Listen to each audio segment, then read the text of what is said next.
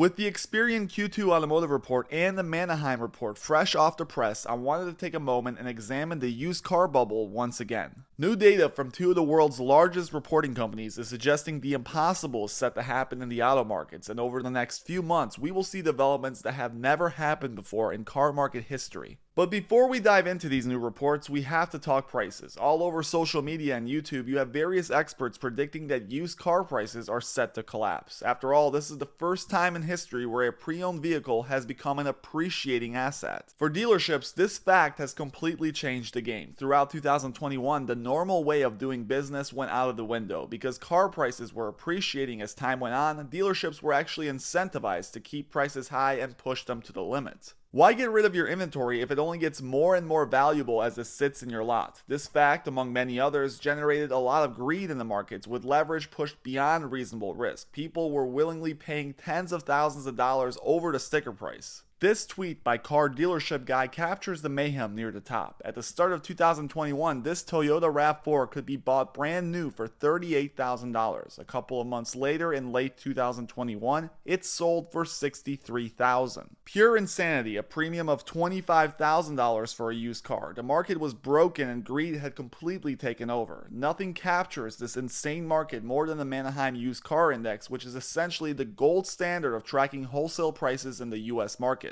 These are the prices dealerships pay for cars, and over the past few years you can see that the index has skyrocketed to record levels never before seen in history. The chart before 2020 looks like it barely moves because the recent developments have made previous prices seem out of scope. By late 2021, it had reached 235, almost doubling in less than 2 years. Used car prices were beginning to behave like crypto prices, and the chart resembled a meme stock, not a steadily depreciating asset, as was true throughout history. No one questioned the fact that this index, which looked like a flat line for years and years, now went parabolic, and today it looks like we have crested the top of the peak and are now on the way down. Last month, the index posted one of the worst month-over-month declines ever. Prices dropped 4% in 1 month. Annualized, that is a decline of 48%, implying that something isn't right. In fact, since peaking in January of 2022, the index has suffered declines for 5 out of 7 months this year, and the 2 months where it didn't post declines, it essentially stayed flat. If this kind of pace keeps up, by the end of Q1 in 2023, the index will be back to where it was in 2019, and that begs the question, what will happen in this downward spiral? Well, for one, consumers are very good at sensing inflation and deflation. If they sniff blood, they will stop buying, knowing that they can get a better price or deal in the future. The same mechanisms that pushed prices higher work in the opposite direction as well. We know that throughout the pandemic, consumers didn't mind paying extra because it seemed that waiting would only make things worse. Why not spend the extra money when in a year the same car would be way more expensive?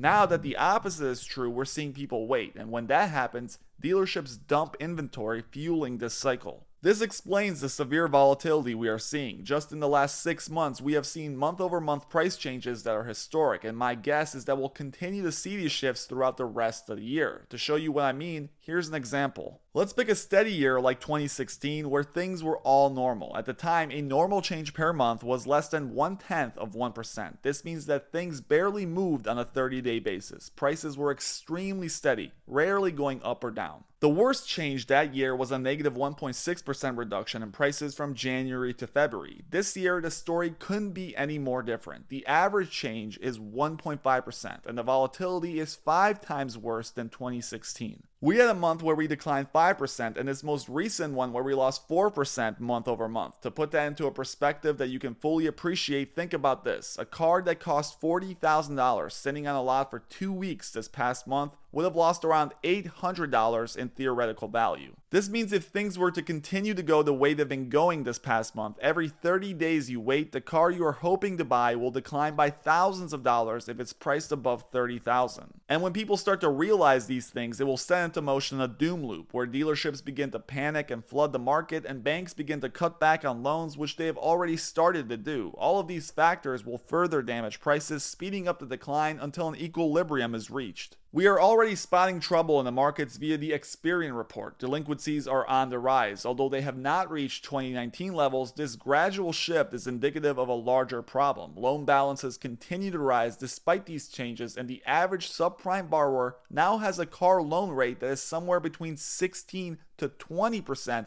with the average length being 67 months. When you consider the fact that the average payment for a subprime borrower is now around $550, you can see how one small shift down in the economy or unemployment numbers would trigger a serious problem. Many of these people are saddled with debt. A large portion of their monthly payments are going straight to the bank as interest, and the very object they are financing is set to depreciate heavily over the next few years. This is a deadly combination of stupidity and greed. Whatever happens over the next few quarters, one thing is for sure: the car market is broken, and at some point in the near term, it will be forced to come back down to reality. That change will hurt a lot of consumers and even dealers. If I was in the market for a used car right now, I would be waiting, but crazier things have happened, and predicting exactly where prices will be 1 year from now has proven difficult, if not impossible, to project. As always, thank you guys for watching. Please make sure you hit that like and subscribe button if you enjoyed it.